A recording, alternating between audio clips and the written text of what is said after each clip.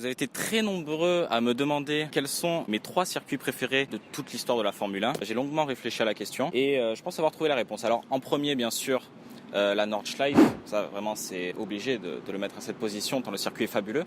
En deuxième, je dirais Monaco et en troisième, Montjuic. Montjuic, ça peut vous surprendre. Certains connaissent, certains connaissent pas. Ça tombe bien, je suis à Barcelone et on part à la découverte du circuit de Montjuic. En 1929, Barcelone organise l'exposition universelle et construit tout un tas d'édifices vraiment impressionnants. C'est une fontaine par exemple. Et 3 ans plus tard, l'exposition est finie et du coup la ville sait pas trop quoi faire avec les édifices, ils sont toujours là, qu'est-ce qu'on fait? Alors ils ont la formidable idée d'organiser un Grand Prix automobile autour du parc de l'exposition universelle dans le parc de Montjuic. D'abord théâtre de courses de grand tourisme et d'endurance dans les années 50, Montjuic connaît son heure de gloire 10 ans plus tard lorsque le circuit accueille le Grand Prix d'Espagne de Formule 1. De 1969 à 1975, Montjuic organise 4 Grands Prix en alternance avec Jarama. Toutefois, le caractère dangereux de la piste force la F1 à quitter Barcelone pour de bon au soir de l'édition 1975. Je me trouve actuellement sur la ligne de départ-arrivée du circuit de Montjuic. Bien évidemment, la ligne de départ-arrivée, elle n'existe plus, c'est la route à la place. À la limite, on a peut-être un passage piéton un peu plus loin, mais c'est tout. Je vous propose de faire un tour à pied, en chair, en os, en images du circuit de Montjuic. Mais avant toute chose, laissez-moi prendre possession de l'esprit de ce cher Franck Montagny pendant quelques secondes. Ok, c'est parti, on y va. Avant toute chose, concentrons-nous sur la ligne droite des stands, longue de 400 mètres. 400 mètres, la ligne droite des stands, je ne blague pas, c'est bien réel. C'est très très court. Dans les années 70, à l'époque où les voitures partaient côte à côte, sur des rangées de 2 voire de 3 voitures, évidemment, au premier virage, ça peut créer des catastrophes. Et catastrophes, il y a eu. En 1975, au départ de la course, Vittorio Brambilla, vous le connaissez bien sûr déjà. Devant lui, il y avait Hunt, il y avait Andretti sur Parnelli Jones et il y avait les 2 Ferrari de Niki Lauda, le poleman, et de Regazzoni, deuxième sur la grille. Brambilla effectue un très bon départ. Évidemment, les voitures partaient côte à côte. Il se retrouve au niveau des Ferrari avant le premier virage. Vous connaissez Brambilla, il rate son freinage. Il percute Andretti qui percute les 2 Ferrari qui se percutent. Et avant le premier virage, les 2 Ferrari étaient out. Alors nous sommes à peine partis, on n'est même pas au premier virage que déjà on arrive sur le gros morceau du circuit de Montjuic. Ce n'est même pas un virage, c'est une bosse qui s'appelle Rasente. Et cette bosse, de 1969 à 1975, ça a été le théâtre d'une série d'accidents, d'incidents. Assez parlé, écoutez, allons-y directement. On a du mal à le distinguer de prime abord, mais il y a une cassure nette tout en haut de Rasente. On peut voir les véhicules d'ailleurs qui plongent littéralement. On a l'impression de faire face à un plongeoir, on plonge. Et donc, cette bosse de Rasente, ça a été le théâtre d'un incident effroyable en 1969. Première édition du Grand Prix d'Espagne à Montjuic, 1969. Graham Hill sur sa Lotus 49.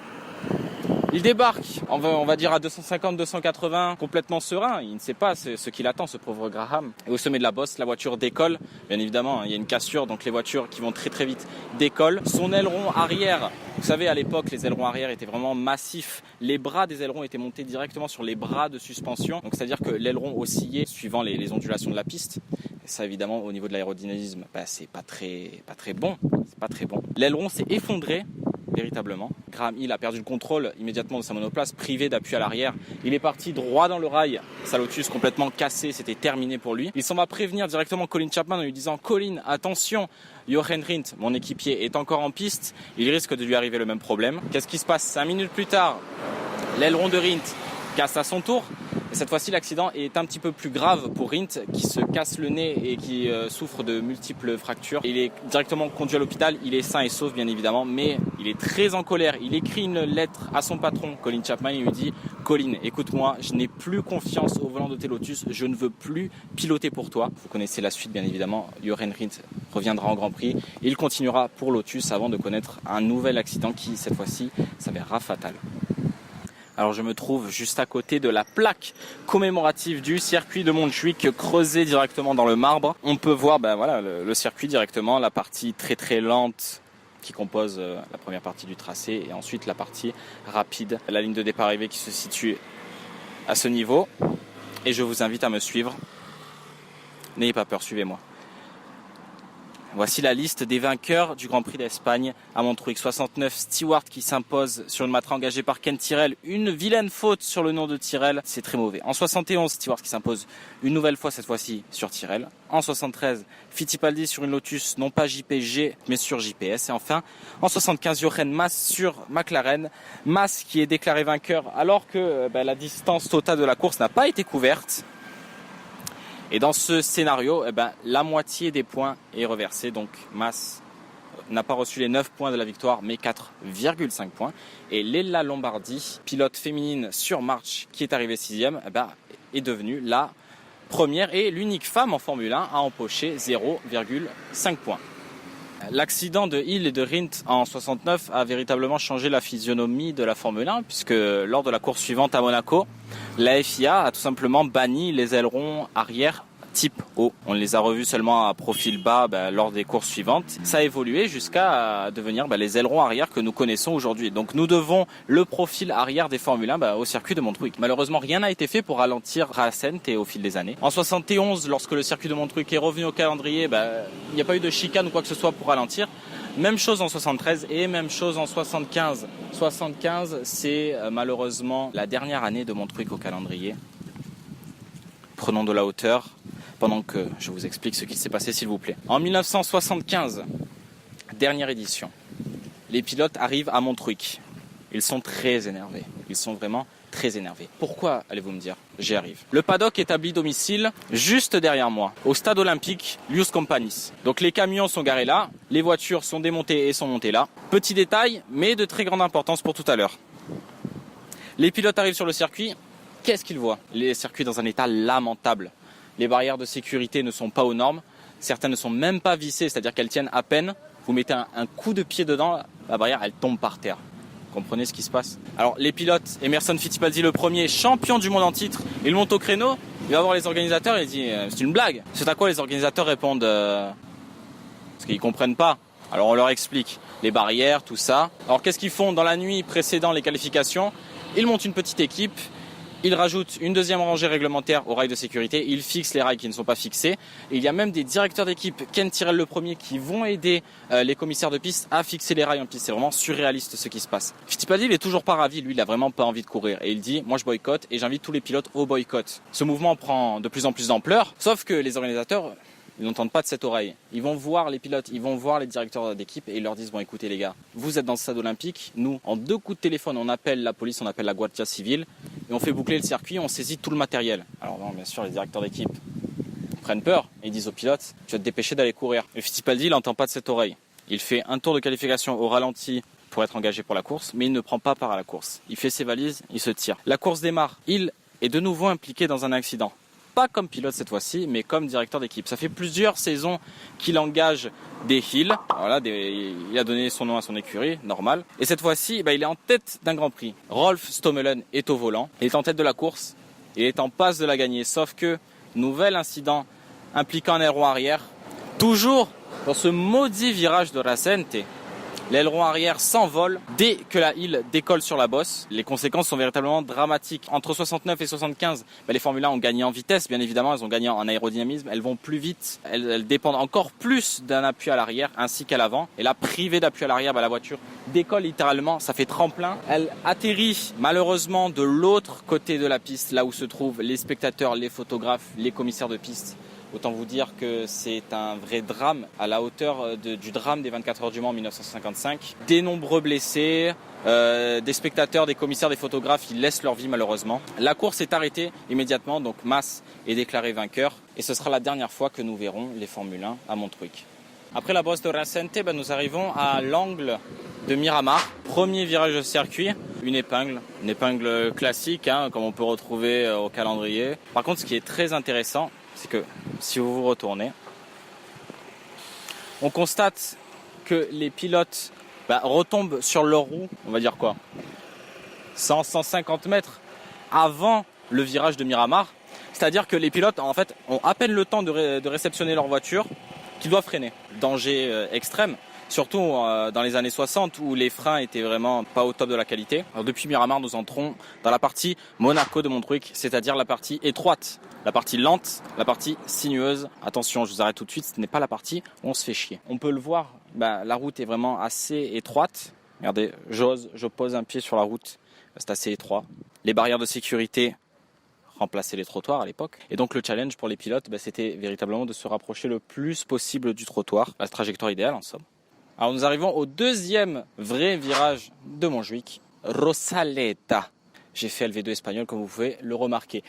Alors c'est un virage très incliné, peut-être que ça ne se voit pas à la caméra, mais vraiment on a l'impression qu'on est sur un ovale américain tellement c'est incliné. Petite blague au passage. Regardez la voiture d'ailleurs.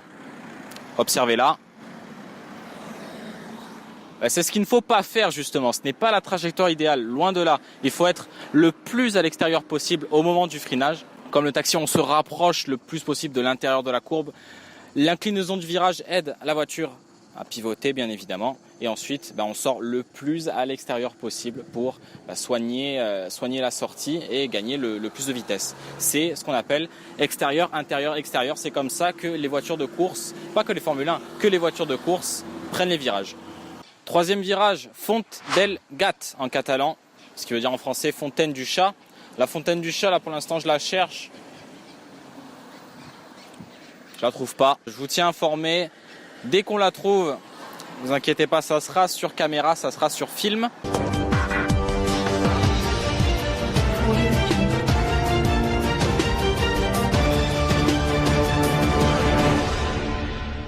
Alors je vous interromps tout de suite.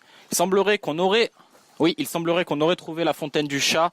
Je vous laisse l'observer. Alors ça ressemble pas du tout à un chat, peut-être un petit bouquetin. Il y a un visage humain avec 3 incisives précisément. Alors je vais être franc avec vous. J'ai un petit peu peur quand je regarde cette fontaine. Donc si vous le voulez bien, on va continuer. Pour se concentrer sur le virage, c'est un virage lent, assez classique, qui tourne à gauche. Encore incliné, un peu moins qu'incliné que Rosaleda de tout à l'heure. Là, vraiment, c'était assez impressionnant. Bon, ça reste impressionnant, mais ça l'est moins. Ce virage, à l'époque, il se négociait en seconde. Et peut-être en troisième, si on était courageux. Alors, vous ne le voyez pas, mais derrière cet énorme grec se cache le théâtre grec de Barcelone. Évidemment, grec, théâtre grec, vous avez compris. Il y a un petit lien. Ce théâtre grec a été construit en 1929, encore une fois, pour l'exposition universelle. Et ça porte le nom du virage, juste ici, le virage du théâtre grec. Alors c'est un virage assez serré, puisqu'il se négocie là encore une fois en secondes. Et là, il est hors de question de passer la troisième. Là, c'est vraiment strictement deuxième. Perquè si acceleres aviat tens 300 metres d'acceleració progressiva guanyant dècimes de segon. O sigui, aquí molt important és entrar en tercera i no en segona. I no en segona.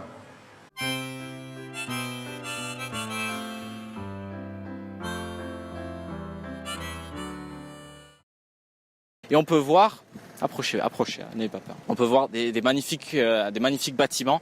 Alors ici se trouve le palais de l'agriculture, enfin à l'époque, parce qu'aujourd'hui ça n'existe plus. Et ça donnait vraiment un paysage de carte postale. Imaginez des spectateurs aux maisons, le petit palais d'agriculture, vraiment très joli. Le grec marqué en gros derrière. Des rails de sécurité, des Formule 1 qui passent à 100-150 km/h. Que demander plus ? Il fait extrêmement chaud et je me trouve devant le Théâtre Lliure de Barcelone. Théâtre Lliure en catalan qui veut dire théâtre libre. Non pas qu'ils étaient emprisonnés avant, je ne sais pas pourquoi ils l'ont appelé théâtre libre, mais c'est ainsi. C'est ici que se trouvait feu le palais de l'agriculture. Vous pouvez le voir, c'est magnifique, l'architecture est vraiment magnifique. Je ne sais pas quel style c'est, les cours d'histoire, les cours d'architecture, tout ça, ce n'est pas pour moi. Juste en face de moi, on voit le musée archéologique de Catalogne. Là aussi construit en 1929 pour l'exposition universelle. Et devant moi, on voit une partie du théâtre grec avec les colonnes de style grec. Franchement, c'est magnifique. Le cadre est vraiment superbe. Là, on est à la sortie du 4e virage. Écoutez, c'est très beau, c'est très beau. Marchons jusqu'au prochain virage. Attention, petit spoiler, il s'appelle Bias. Nous sommes à l'entrée de Bias, un virage À droite, encore une fois, avec un léger angle, facilite la rotation de la voiture. Celui-ci se négocie en quatrième. Troisième, quatrième à peu près. Bah, c'est la fin de la partie lente en fait. C'est la fin de la partie lente, ça y est. On a tout fait. Et on va arriver sur la partie très intéressante, la partie rapide. Une courte ligne droite qui nous emmène vers Guardia Urbana. Et juste après Guardia, nous avons la ligne droite des Fontaines. Mais attention, ne nous précipitons pas. On va y venir, on va y venir. Écoutez, c'est une ligne droite. Hein. Là, j'en profite, il n'y a personne. Ah, si, il y a quelqu'un. Donc, je vais me rapprocher du trottoir, bien sûr. Mais voilà, une ligne droite, c'est le moment pour le pilote de se reposer. Étant donné que dans la partie lente et rapide, c'était très tortueux. Les pilotes zigzaguaient entre les trottoirs. Il n'y avait vraiment pas le temps de se reposer. Voilà.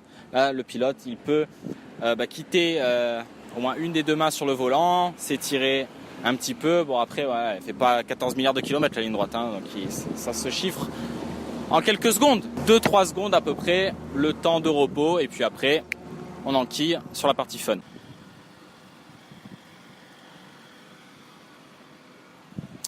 Alors nous sommes à Guardia Urbana, qui doit son nom au commissariat de police qui se trouve juste là. On va éviter d'aller trop filmer dans cette zone-là. Pas sûr qu'ils apprécient. En revanche, là où on peut filmer, c'est ici. C'est le virage en question. C'est un gauche à 90 degrés. Herman Tilke appréciera, ça j'en suis sûr.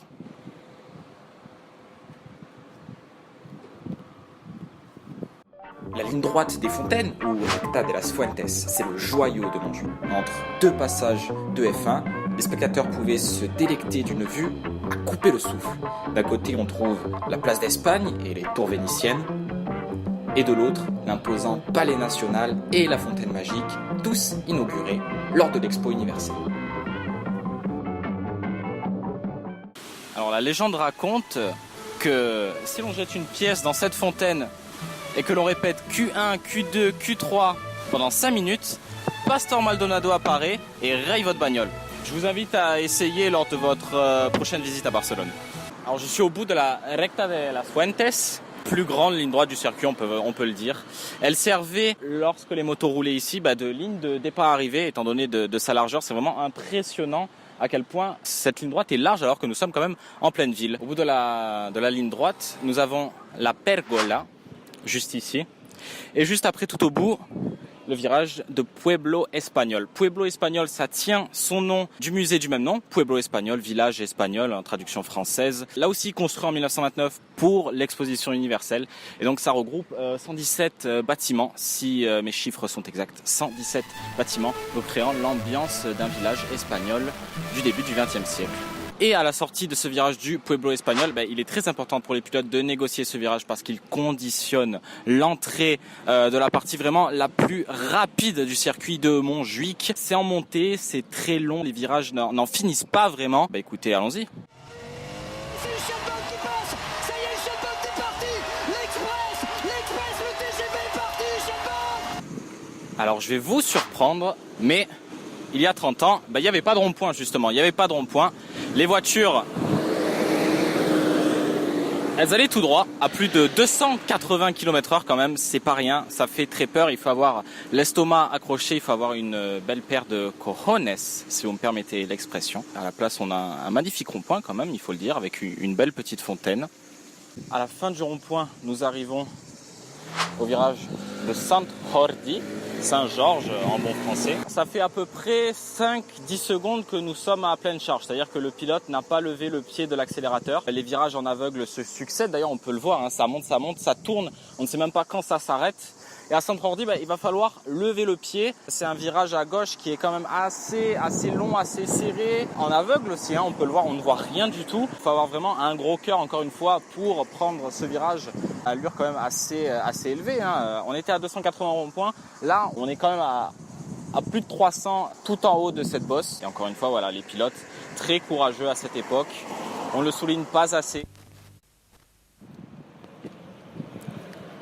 Le saviez-vous ? Saint-Georges est le saint patron de la Catalogne.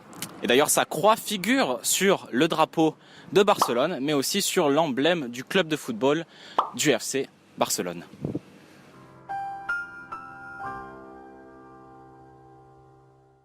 ce virage de San Jordi, c'est le dernier du circuit.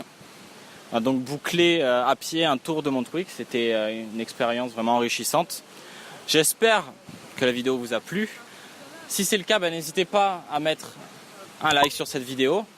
En revanche, si vous n'avez pas aimé, n'hésitez pas à mettre un like quand même. Abonnez-vous, appuyez sur la cloche. Je ne sais pas ce que ça fait, mais appuyez sur la cloche quand même. Et puis écoutez, si jamais vous avez une suggestion de circuit que je puisse faire dans les commentaires, qui reste en Europe quand même, hein. J'ai déjà dépensé pas mal d'argent ici, j'ai pas envie de finir sur la paille. Et on se retrouve très vite pour une prochaine vidéo. Salut!